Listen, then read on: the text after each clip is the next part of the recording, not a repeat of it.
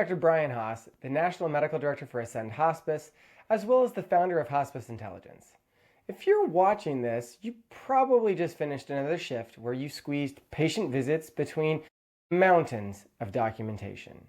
You know that sinking feeling when you realize you might have missed capturing those critical LCD criteria that Medicare demands. Yeah, I've been there too. I built Hospice Intelligence because I saw my own clinical teams drowning in the same documentation struggles you face every day. This channel is where we tackle Medicare's endless maze together. I'm here to show you how to capture 2 to 3 more LCD criteria without adding hours to your day.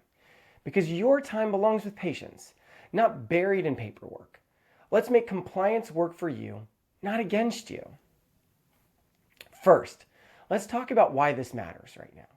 Medicare hospice audits have absolutely exploded in the last few years.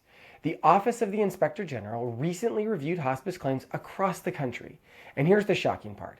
Over half of the claims they examined didn't meet Medicare requirements. Over half. And the number one reason?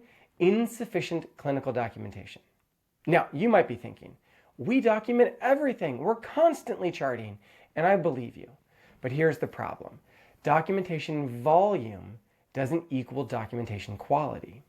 You can have pages and pages of notes, but if they don't contain the specific elements that Medicare requires, especially for complex diagnoses like stroke, you're setting yourself up for denials.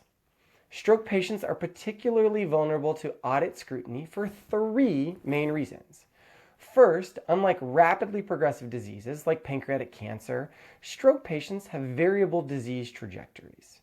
Some decline quickly, while others plateau for extended periods. This variability makes auditors question the 6-month prognosis. Secondly, stroke patients often have long lengths of stay. When Medicare sees patients on service for 180 days or more, that's an immediate red flag that triggers additional review. And third, the local coverage determination criteria for stroke are incredibly specific, with multiple required elements that must be documented consistently across every visit. So if you're caring for stroke patients in hospice, you need to understand exactly what Medicare is looking for, because the agencies that get audited and face denials aren't necessarily providing bad care. They're just not documenting the care they're providing in specific ways Medicare requires. Let's jump into the first major pitfall: inadequate functional assessment documentation. Medicare administrative contractors, whether you're working with CGS, NGS, or Palmetto, all require stroke patients to have a Karnofsky Performance Scale or Palliative Performance Score of 40% or less. Now, this isn't a suggestion, it's a requirement. Yet when auditors review charts, they consistently find that these scores are either missing completely, documented inconsistently, or documented without sufficient supporting detail. So here's what I mean. Let's say you chart the patient is bedbound, PPS of 30%. Well, technically you documented the score, but auditors are going to ask, what does bedbound actually look like for this patient? Can they reposition at all independently? What level of assistance do they need? Are there contractures present? What about skin breakdown? Compare that to something like this statement. Patient is completely bedbound, unable to reposition independently due to right-sided hemiplegia and severe contractures of bilateral lower extremities. They require 2-person assist for all repositioning. They have a stage 3 pressure ulcer on the sacrum measuring 4 centimeters by 3 centimeters despite turning schedule every 2 hours. Patient demonstrating no spontaneous movement, opens eyes to voice but does not track.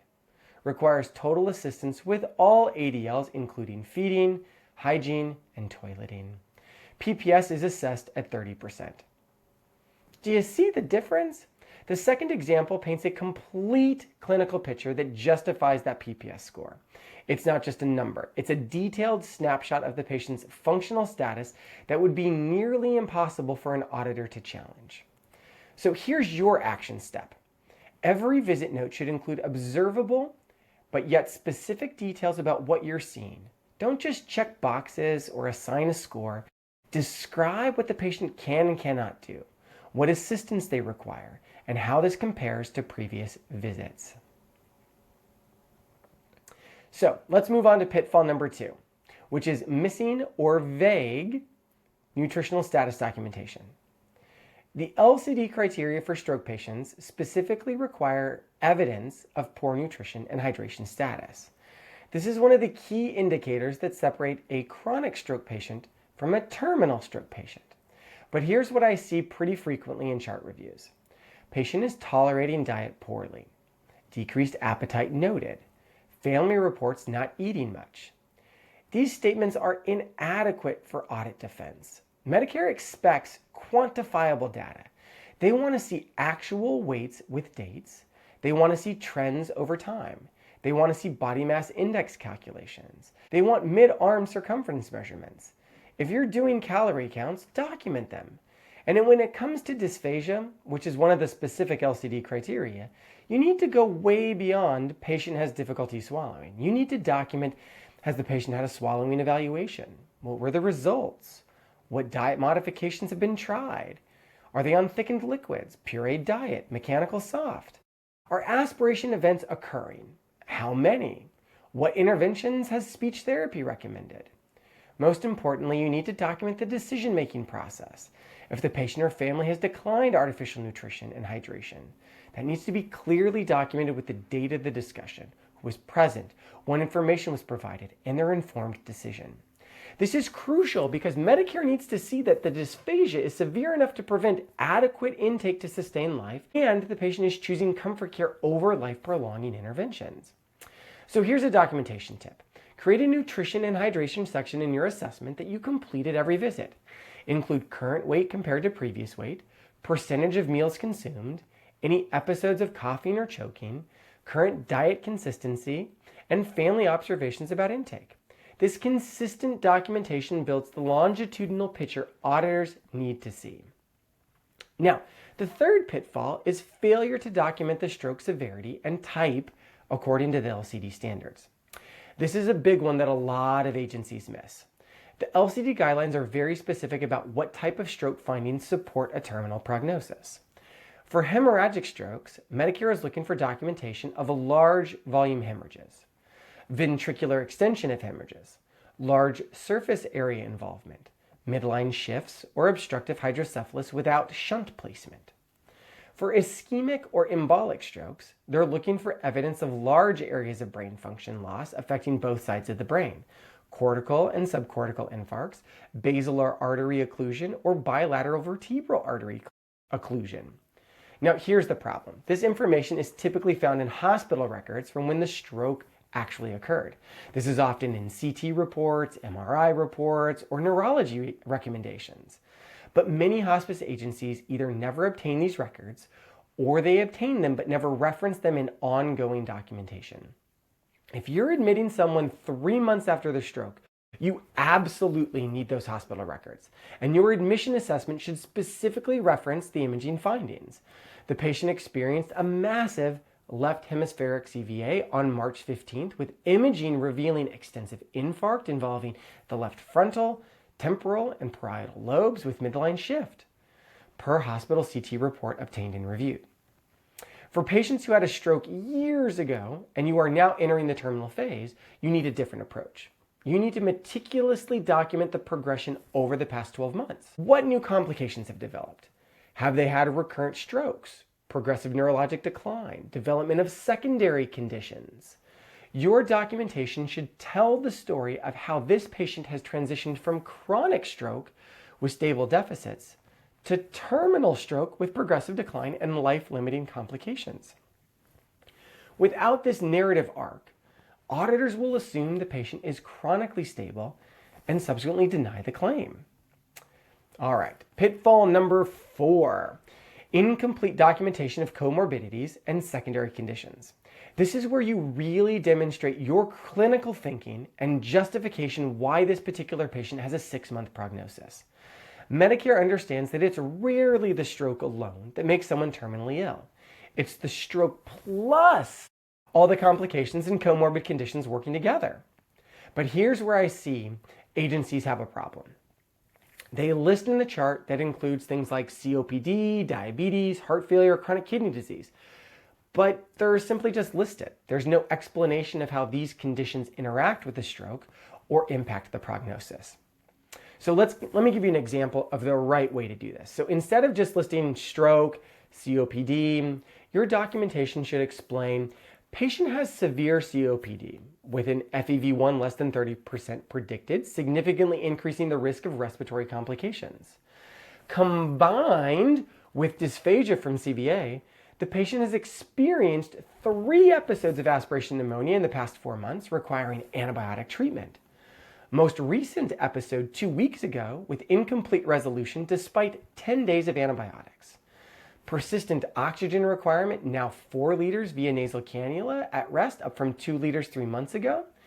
The family is declining further hospitalizations, opting for comfort-focused treatment at home. Now, do you see how that works?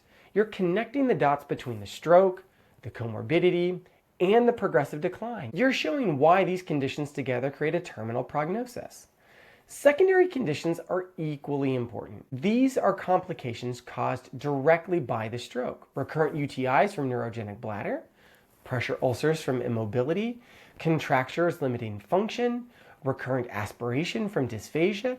Each of these should be documented with specificity, location, size, stage, treatment provided, response to treatment, and progression over time. The key is painting a comprehensive picture.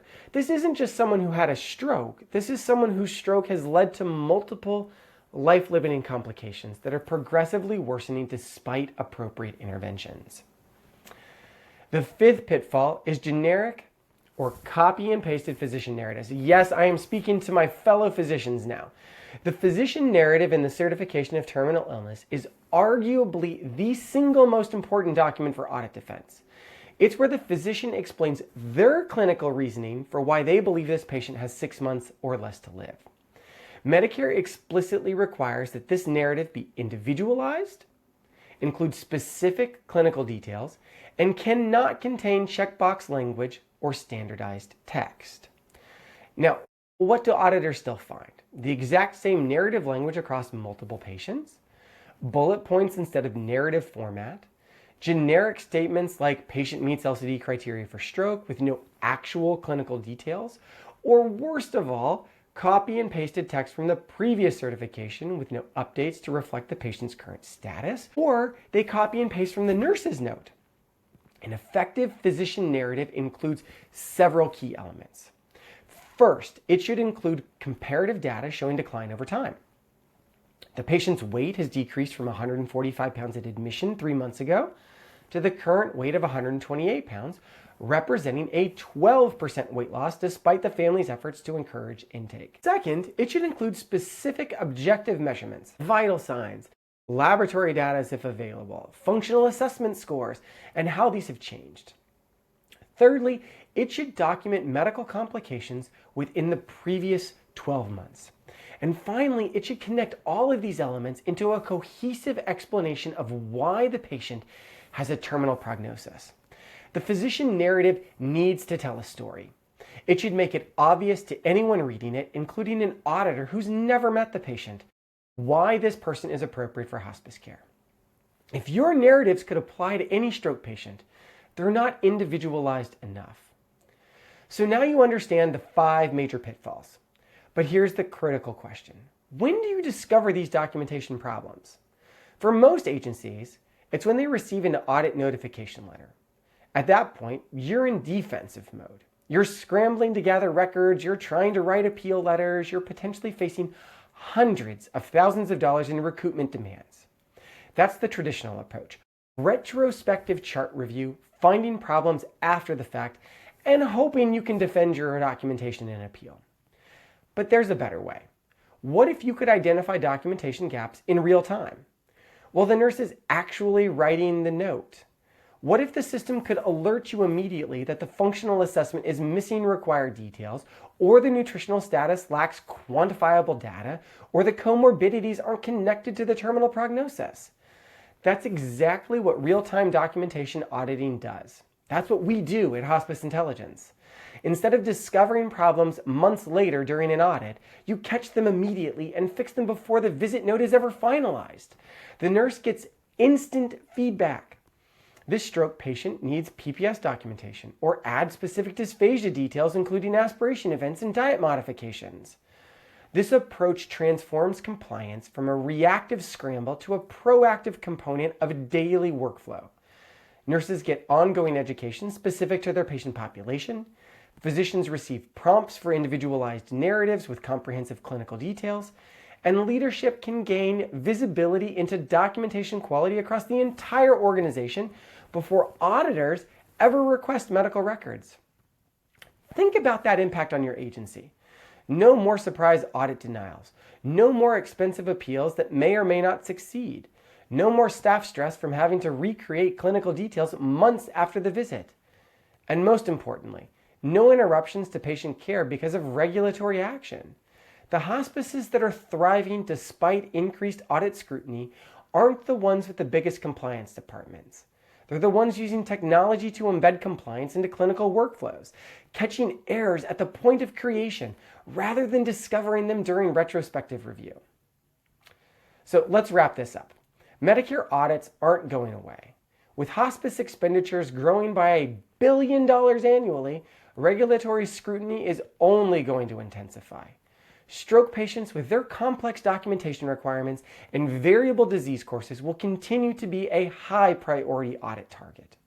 But you're not powerless in this environment. By understanding these 5 common pitfalls: inadequate functional assessment, vague nutritional documentation, missing stroke severity details, incomplete comorbid documentation, and generic physician narratives, you can transform your documentation practices. And by implementing real-time documentation auditing through platforms like Hospice Intelligence, you can catch these errors immediately, educate your staff in the moment, and create audit-ready documentation without adding significant burden to your clinical workflow. Your patients deserve uninterrupted hospice care. Your staff deserves to focus on clinical excellence rather than audit defense. And your agency deserves to be financially protected from regulatory recoupment. If you found this video helpful, please hit that like button and subscribe for more content on hospice compliance and best practices. Drop a comment below telling me what hospice documentation challenges you're facing. I read every single comment, and your feedback helps me create content that actually addresses your needs. Look, Medicare isn't getting any easier on us, but you don't have to face this alone. I created Hospice Intelligence because I witnessed firsthand how documentation burden was stealing precious times from patient care. If what we covered today resonated with you, if you're tired of wondering whether you've documented enough, then it's time to talk to your leadership about the tool I built specifically for this problem. Share this video with your fellow nurses who are struggling with the same documentation burden. And if you're ready to stop playing Medicare's guessing game, have your clinical director or administrator reach out to us at hospiceintelligence.com. Because at the end of the day, we all got into hospice for the same reason: to care for families in their most vulnerable moments. Let's make sure documentation supports that mission instead of stealing from it. Subscribe for more strategies that put patient care first. Until next time, keep being the compassionate voice your patients need.